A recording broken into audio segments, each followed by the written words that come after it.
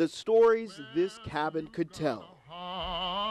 Nights of prayers for freedom in a time in our history when people clung to faith for survival. Now those stories will live on. The songs of somber strength etched in the very wood will now tell the story of a people long gone. We're telling the story of America through the African American lens, but to provide a full story, we are really trying to connect with everybody. This slave cabin was a part of the Point Pines plantation.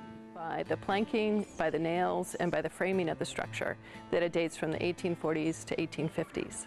And will become a part of the Smithsonian Institute's National Museum of African American History and Culture. Because it tells the story not only of slavery, but also, as important, the story of freedom and how African Americans defined freedom for themselves, but also how they helped define freedom for all Americans. Through home video, we watch as the original wood is pried away.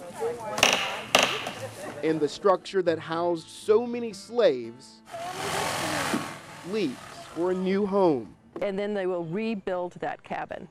And then we will replace the missing parts and put it up on exhibit. So it'll be treated as the most precious object we have. But you can't move something that holds so much emotion without something happening. It's been one of the most moving experiences of my life. Floorboards that caught so many tears, nails that held families together through long, hard nights, the dreams of a people who had so little to dream about, but somehow found faith.